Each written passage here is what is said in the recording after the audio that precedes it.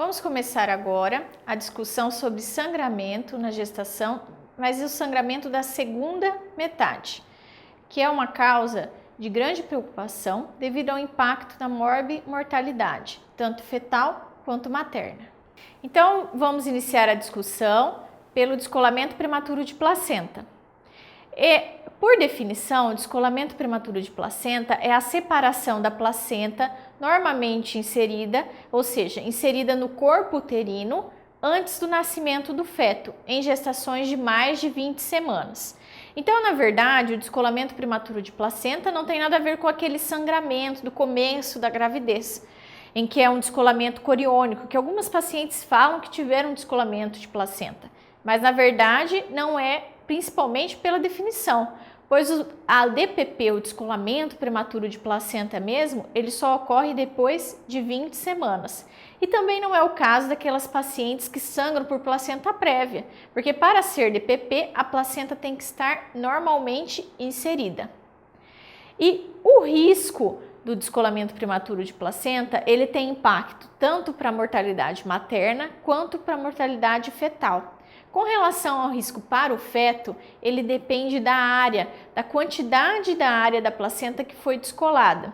Vale lembrar que as placentas que apresentam um descolamento maior do que 50% podem cursar com óbito fetal. Para a mãe, não importa a área que foi descolada. A mortalidade, a gravidade do quadro, ela é diferente, mas relacionada então com o que vai ocorrer de consequência, se ocorrer uma coagulação vascular disseminada ou um choque hemorrágico. Então, ela não tem relação com a área. É o risco fetal que guarda essa relação. Com relação à etiologia, os fatores de risco para o descolamento prematuro de placenta, o principal deles é a hipertensão. 50% dos casos de descolamento não traumáticos estão relacionados com essa causa, podendo ser tanto a hipertensão gestacional quanto a hipertensão pré-existente. Outras causas associadas nós vemos neste slide, em que cita rotura prematura de membranas, cesariana prévia, tabagismo, idade materna avançada, uso de drogas, condições que causam sobredistensão, como gemelaridade, polidramenia, DPP em gestação anterior, amniocentese, cordocentese, mas também existe aquela causa traumática, em que o acidente automobilístico é a principal causa, que pode ser tanto por trauma direto quanto por impacto refletido. Com relação então à fisiopatologia, não se sabe muito bem como ocorre o descolamento prematuro de placenta, mas pressupõe-se que ele está relacionado então com aquela teoria da má adaptação placentária, em que você não tem aquela boa segunda onda de invasão trofoblástica, que é a mesma teoria que explica o crescimento intrauterino restrito e a DEG, a doença hipertensiva específica da gravidez. Então, ela está relacionada com essa má placentação e também com uma insuficiência placentária que pode levar a áreas de necrose, culminando então no descolamento da placenta. Esse descolamento, ele ocorre então uma hemorragia na interface decidoplacentária, fazendo então com que esse sangramento progrida. Pode ter a formação de um coágulo. Esse coágulo faz então a liberação de tromboplastina, que pode então infiltrar o miométrio e cair na corrente sanguínea, causando então um consumo de fatores de coagulação, levando então à coagulação intravascular disseminada. Nestes casos, então, aumenta a gravidade do quadro. Vale lembrar que o sangramento do descolamento, ele pode tanto permanecer oculto, que é em 20%, ou ele pode se exteriorizar, que são os 80%. Este sangramento ali parado, sangramento oculto, ele pode então infiltrar o miométrio, infiltrar as miofibrilas, causando então uma apoplexia uterina, em que ocorre uma atonia uterina e equimoses, que é conhecido como útero de Cuvelier, que é o que podemos ver nesta foto. É bastante grave esse quadro e pode cursar então com uma hemorragia intensa e uma atonia uterina que precisa então de uma atenção especial e uma conduta rápida. Com relação às outras alterações, o descolamento prematuro de placenta, ele pode levar então a alterações renais para a mãe, devido então ao choque hemorrágico acarretando a necrose, tanto cortical quanto tubular renal. Outras alterações, então, que já abordamos, como alteração na hemocoagulação, devido à liberação de tromboplastina pelo coágulo oculto e o consumo de fatores de coagulação, que levam, então, à coagulação intravascular disseminada. E ainda, a outro componente que faz com que o quadro fique mais grave é o choque hipovolêmico. Aquelas pacientes que são hipertensas, elas podem chegar no pronto-socorro normotensas num quadro de DPP, devido ao quadro de choque, por isso que a pressão está mais baixa, mas não quer dizer que não foi a hipertensão que causou aquele quadro. Com relação ao quadro clínico, então é bastante característico. É um quadro de dor abdominal e hipertonia uterina. São contrações, então, de baixa intensidade, mas bastante frequentes. Se a paciente estiver em trabalho de parto, ela pode ter, então, uma contração contínua. Além das contrações, ela tem dor entre as contrações. E o sangramento, que pode ser um sangramento escurecido ou de outra coloração, e ele pode estar presente ou não, porque tem aqueles 20% em que o sangramento ele é oculto, não se exterioriza. Outro, então, fator importante do quadro clínico é a história de hipertensão e os outros fatores de risco, se teve algum trauma ou não. Então, logo abaixo, nesse slide, nós temos as formas de sangramento. Pode ser uma hemorragia exteriorizada, um hemômio, em que então esse sangramento ele conseguiu entrar na cavidade amniótica, ou ainda um sangramento retroplacentário, que é aquele sangramento oculto que forma coágulo e causa os graves casos de coagulação intravascular disseminada. Então, neste slide é para reforçar as formas de sangramento, em que 20% é oculto, 80% é visível e temos também o hemômio. Com relação ao exame físico, é importante então um exame físico geral para detectar o estado geral dessa paciente, se ela está em choque hemorrágico ou não. Estabilização desses critérios também. Então, os sinais vitais, avaliar se tem taquicardia, alterações posturais. Vale lembrar que a gestante ela demora mais para expressar as alterações quando tem uma hipovolemia. No exame obstétrico é importante a medida da altura uterina, que pode estar aumentada nos casos de descolamento, o BCF para ver se tem já alguma alteração da vitalidade fetal, a palpação uterina para ver se tem hipertonia. Além disso, nós vamos solicitar então os exames laboratoriais, como o hemograma com contagem de plaquetas, para ver se já tem alteração de coagulação, tipagem sanguínea, coagulograma e outros exames de doença hipertensiva, ver se esse caso é uma DEG, se não está, inclusive, ocorrendo juntamente com um quadro de HELP. E o ultrassom? O ultrassom é importante para o diagnóstico de DPP? Na verdade, o ultrassom não é definitivo para o diagnóstico deste quadro. O diagnóstico é clínico. O ultrassom, ele pode não ajudar muito nesse diagnóstico, porque o descolamento, a princípio, ele pode ser isecogênico com a placenta e pode não ser visto imediatamente. Em alguns casos, demoram 2 semanas para que esse sangramento possa ser visto no ultrassom. Algumas alterações de ultrassom podem ocorrer mais discretamente, como por exemplo um espessamento da placenta ou uma borda rasgada, uma descontinuação da borda da placenta ou ainda conseguir ver esse coágulo retroplacentário, mas são alterações mais tardias que não são facilmente vistas ao ultrassom.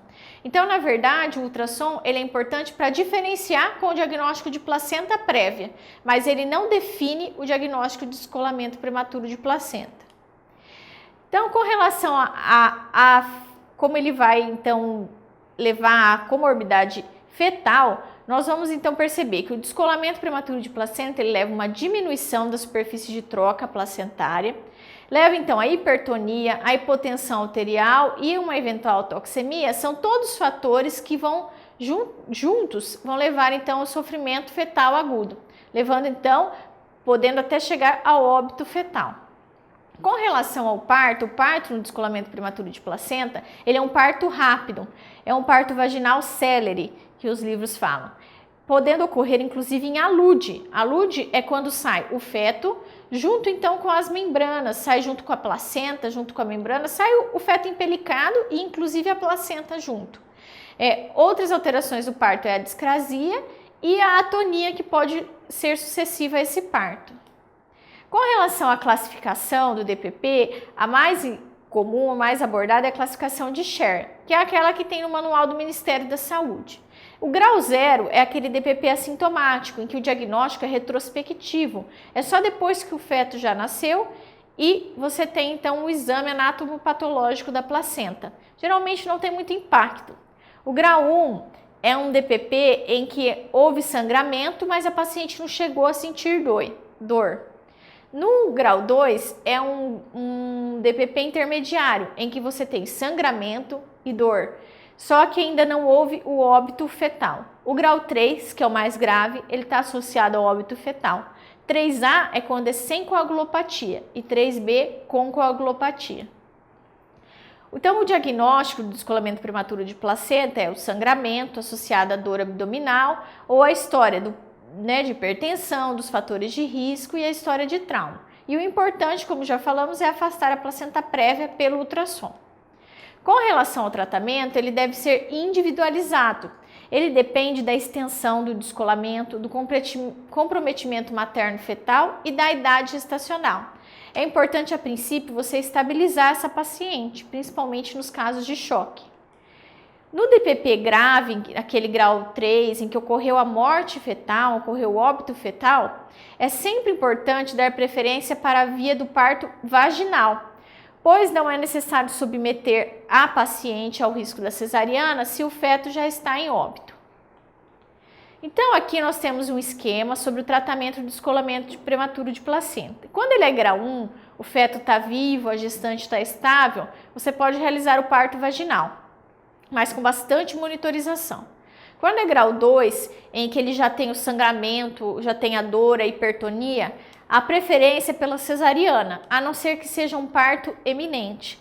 Então, na verdade, é muito importante você fazer a amniotomia. Aquela bolsa no descolamento prematuro de placenta, ela está tensa. Com a amniotomia, a saída do líquido diminui a tensão, diminui então a passagem de tromboplastina para a circulação materna, diminui também a infiltração das miofibrilas, vai diminuir a coagulação intravascular disseminada, diminuir a chance do útero de Coverler. Então, é importante a amniotomia para acelerar o trabalho de parto e evitar essas outras condições. E ver se esse parto vai ser célere. Se ele for demorar muito, é melhor fazer cesariana, porque em poucos minutos pode ocorrer o óbito fetal. No grau 3, em que o feto está morto, a preferência é pelo parto vaginal. Entretanto, se houver uma instabilidade materna, pode-se então tentar a cesariana, se ver que vai ter que tirar aquela causa da instabilidade da mãe. Com relação à idade gestacional, então, nós temos assim, esse outro esquema não é do Ministério da Saúde, é do livro do Rezende. Então, assim, o feto morto, como a gente já falou, é abordar então de forma geral, tratar aquela mãe nas condições gerais e optar pelo parto vaginal sempre que possível. Se for uma gestação com feto vivo e ela tiver mais de 26 semanas, você deve tentar a cesariana e realizar as outras condições de suporte se houver atonia uterina. Nas gestações com menos de 34 semanas e que é muito raro, com DPP crônico, ele fala então que você pode ter uma conduta conservadora.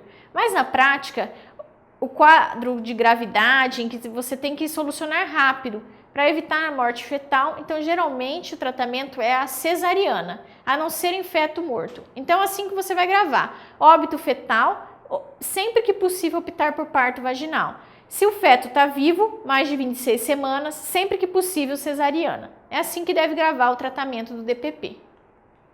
Já com relação então à segunda causa de sangramento na segunda metade, a placenta prévia, nós vamos então começar pela definição dela. Então é aquela placenta que ela se insere total ou parcialmente no segmento inferior do útero. Ela está localizada próxima ou sobre o orifício interno do colo uterino. Essa definição é para aquela placenta, então, mais de 20 semanas, porque antes dessa idade gestacional, a placenta pode estar numa inserção baixa, mas com o decorrer da gestação, há uma migração placentária. Ela começa a crescer, então, em direção ao fundo uterino, aquele local que é melhor vascularizado. Ela é a principal causa, então, de sangramento no terceiro trimestre e tem uma morbimortalidade menor do que o descolamento prematuro de placenta. A classificação da placenta prévia, então, nós temos de 4 tipos. A placenta prévia central, que é aquela que recobre todo o orifício cervical interno, a placenta prévia parcial, que recobre parcialmente o orifício cervical interno, a placenta prévia marginal, que é essa então abaixo aqui na figura que nós temos no slide, em que ela chega ao orifício cervical interno, mas não recobre o orifício. Então, é uma placenta marginal. E a placenta de implantação baixa, que não chega, então, no orifício cervical interno. Essa, então, é a classificação. É importante lembrar que a placentação central, ela vai ser uma das indicações de cesariana. Com relação, então, à incidência e os fatores de risco da placenta prévia, ela ocorre em 1 a cada 200 gestações, que chegam, então, ao terceiro trimestre. Os fatores de risco, nós temos, então, essas figuras que representam eles, mas vale lembrar, então, que o principal fator de risco é a cesariana, porque forma, então, uma neovascularização e a placenta, então, ela pode tender a se inserir neste local da cicatriz uterina. Outros fatores de risco são o tabagismo, aquelas pacientes mais idosas, pacientes que já tiveram sucessivas curetagens uterinas, em que o fundo uterino não é bem vascularizado e essa placenta vem se inserir mais abaixo, pacientes que já tiveram miomectomia, que tiveram então uma cicatriz corporal e principalmente também aquelas pacientes multíparas, que já tiveram vários partos, várias cesarianas. E o uso de drogas, tabagismo também tem associação com a placenta prévia.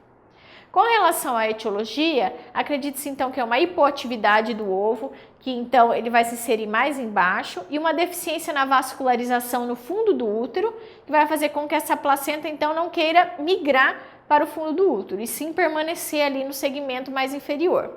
E a cicatriz anterior, que faz uma neovascularização e faz com que essa placenta então fique neste local mais abaixo. Vale lembrar que a placenta prévia ela pode estar associada com um quadro de acretismo placentário, em que a placenta, então, que não foi inserida lá no fundo do útero, que seria o local mais vascularizado, que está num local menos vascularizado, ali no segmento inferior, ela tende a infiltrar mais o miométrio, podendo chegar até a serosa, órgãos vizinhos, em busca de uma melhor vascularização, porque ela não está no local correto, onde ela deveria ter se inserido.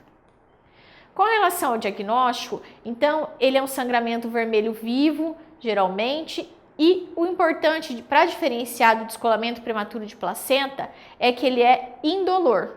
No DPP, era bastante associado à dor, à hipertonia. Placenta prévia não, ela sangra, mas não tem dor. Então, o tônus uterino é normal. Geralmente não tem sofrimento fetal, porque não diminui a troca, então a oxigenação para o feto não leva à hipóxia. Esse sangramento ele é autolimitado, ele começa e para sozinho, sem você tomar nenhuma medida. Ele é repetitivo e geralmente progressivo. Aquelas pacientes que têm a placenta central, centro total, pode acontecer então um sangramento com 28 semanas, é bastante característico, é conhecido como um sangramento sentinela. A partir daí, geralmente o sangramento ele vai aumentando, né? E quando essa paciente entra em trabalho de parto, ele pode ser mais volumoso ainda. No exame físico, então ele vai ser igual em toda gestante. A única diferença é que é muito importante não realizar o toque antes do especular. Então, você deve sempre realizar o exame especular para depois fazer o toque vaginal, porque você precisa localizar bem essa placenta, ver se ela não está centro total, em que você pode então, numa placenta prévia, você pode então aumentar muito o sangramento se realizar o toque antes do exame especular. Com relação à propedêutica auxiliar, o ultrassom, neste caso ele é bastante importante. Diferente do DPP, em que ele talvez não auxiliaria muito no diagnóstico, na placenta prévia, o ultrassom é o padrão ouro. E naqueles casos em que você tem uma suspeita de acretismo placentário, você pode lançar a mão então do Doppler no ultrassom ou ainda da ressonância magnética. Essa gestação, o acompanhamento dela, então nas pacientes que têm sangramento, o mais importante é evitar o toque vaginal, como nós já abordamos. Além disso, realizar então a avaliação sempre pelo exame especular, o ultrassom para confirmar o diagnóstico, e se essa paciente começar a ter sangramento muito importante, é necessário então a hospitalização até estabilizar esse sangramento. Às vezes pode ser necessária a transfusão, ou ainda se ela tiver fator RH negativo, pode ser necessária então a anti-imunoglobulina, né? Que nestes casos deve ser feita a cada 12 semanas. É como se ela vencesse o efeito a cada 12 semanas. Aquelas pacientes que sangram então todo dia, tem placenta prévia e está sangrando todo dia. Então você vai fazer o Matergan apenas a cada 12 semanas, deixando ela protegida. Com relação, então, à conduta, na placenta prévia, ela vai depender da quantidade do sangramento, da condição hemodinâmica materna e da idade gestacional. A maioria dos casos, a conduta vai ser expectante, em que você vai fazer um acompanhamento rigoroso. Essa paciente ela tem que estar vinculada a um serviço que seja próximo da casa dela, se ela for fazer um tratamento domiciliar, em que ela tenha um fácil acesso. Ela não pode também ter relação, assim como não pode realizar o toque no exame físico, ela não pode ter relação, porque pode estimular então o aumento do sangramento. Além disso, pode ser considerada corticoterapia, porque pode acontecer um sangramento muito importante, você ter que então interromper essa gestação precocemente. E a suplementação de ferro, para evitar a espoliação. Se a gestante então tiver a termo ou próxima do termo e ela estiver sangrando, um sangramento importante, o parto já deve ser realizado. Então, aquelas pacientes com placenta prévia próxima do termo que ficam sangrando, é melhor então optar pela interrupção. Com relação à via de parto, então é o seguinte, com relação àquelas placentas que são centro total, que recobrem todo o orifício interno do colo, a opção é a cesariana. Nas outras pacientes, então nós vamos ver pela idade gestacional e pelo sangramento. Se ela começar a apresentar então sangramento antes de 34 semanas, você vai optar então geralmente pela conduta expectante, mas vai realizar corticoterapia, estabilização dessa paciente e ver. Se estabilizar, mantém a gestação. Naquelas com mais de 34 semanas, em que o sangramento está muito importante, precisando de transfusão, você pode então indicar a cesariana, porque durante o parto esse sangramento pode piorar muito. Se ela estiver bem controlada, nunca sangrou, você pode agendar então uma cesariana para ela com 38 semanas. Nas placentas parciais, marginais, você pode optar pelo parto normal, mas na centro total, que você deve lembrar que sempre é cesariana, ou naqueles casos que ela começa a sangrar muito. As complicações, então, o acretismo placentário, que nós já abordamos, e a atonia uterina são as principais. Outra causa de sangramento na segunda metade é a vasa prévia. Neste caso, o que ocorre é uma formação de vasos na membrana amniótica, passando pelo orifício interno do colo, né, na frente da apresentação fetal. Então, são vasos que são formados ali na membrana amniótica, que antecede a apresentação fetal. O problema desses vasos é que eles podem se romper, né? E daí, neste caso, a perda sanguínea era uma de origem fetal, podendo então levar a uma morbidade e mortalidade do feto. Nestes casos, então, é importante a realização de cesariana antes de iniciar o trabalho de parto, se você tiver esse diagnóstico. Então, aqui nós temos uma foto destes vasos da membrana amniótica, né? Neste slide, que então, caso seja feito esse diagnóstico, é melhor optar por uma cesariana eletiva, pelo risco de sangramento fetal. O outro caso de sangramento da segunda metade da gestação são os casos então de ruptura uterina. Eles ocorrem em 5,3 a cada 1000 casos, né, em todo o mundo. Existem vários fatores relacionados com a etiologia da ruptura uterina. Sabe-se que nos países desenvolvidos a causa maior é pós-cesariana. São aquelas pacientes que já tiveram assim, várias cesarianas e às vezes são submetidas ao parto normal. Nos países em desenvolvimento, a causa principal é o parto obstruído, aqueles partos com macrosomia, parto com tumor pélvico que não tinha diagnóstico, ou um parto ainda mais comum, desproporção cefalopélvica, em que você então submete a paciente a um parto difícil com contrações intensas que pode ocorrer então a ruptura uterina. Outros fatores então são a multiparidade, o uso de uterotônicos como misoprostol, a ocitocina, que podem induzir contrações de forte intensidade se não bem controlados e bem conduzidos. Traumatismo também, placenta percreta, versão uterina, tentativa de versão da apresentação fetal, ou ainda uma grande distração, tudo isso podem ser casos então de ruptura uterina. Mas lembrar que ela está principalmente associada a cesariana prévia e a desproporção cefalopélvica. A ruptura uterina, mais raramente, ela pode acontecer durante a gravidez, não no momento do trabalho de parto. Pode acontecer com a paciente sem estar no trabalho de parto. Ela é mais rara, geralmente está associada então a causas traumáticas, alguma pancada, algum acidente automobilístico, ferimento penetrante, um manuseio da cavidade uterina por algum procedimento, né? A tentativa da versão externa. Mas elas são muito raras. O tratamento neste caso é a esterorrafia ou a esterectomia se for uma paciente com prole constituída e que não for possível parar o sangramento.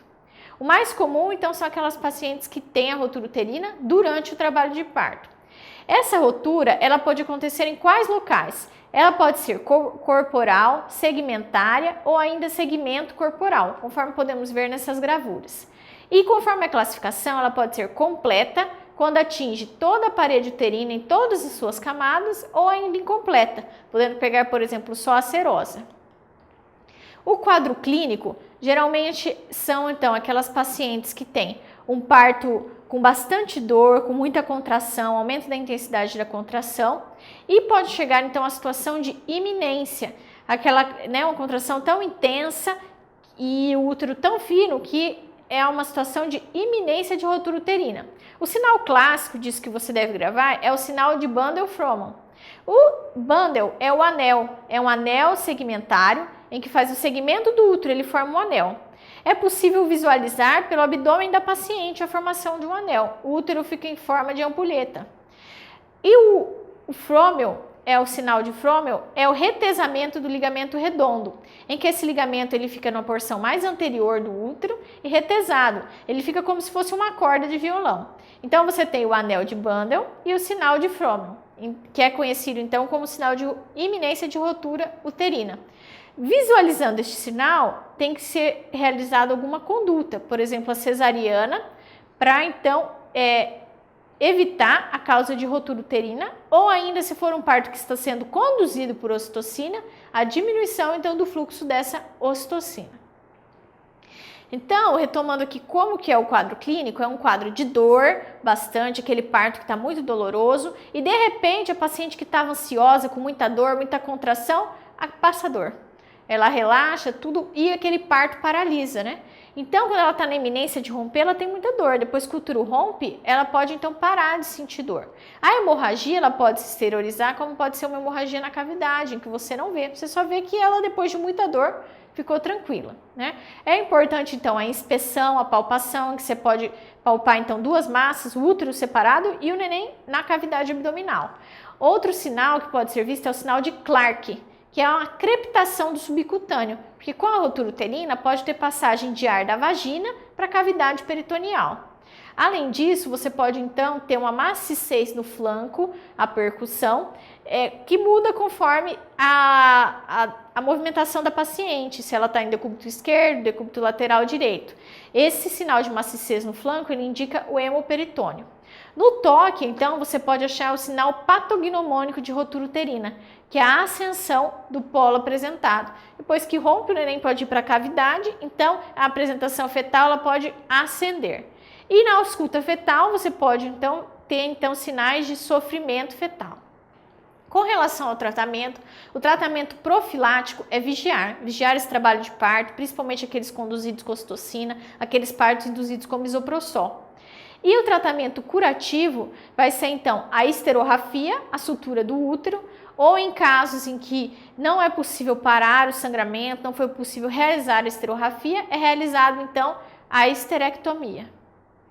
Essa tabela aqui, então, é para você revisar mais tarde sobre então a diferenciação entre os sangramentos da segunda metade da gestação. Nós temos aqui então placenta prévia, descolamento prematuro de placenta, a ruptura do seio marginal, que nós não abordamos, mas você pode então fazer uma breve revisão nessa tabela, e a ruptura uterina. Diferenciando cada causa vai te auxiliar muito nas provas. Então assim finalizamos nossa discussão sobre o sangramento na segunda metade da gestação. Bons estudos e até a próxima aula!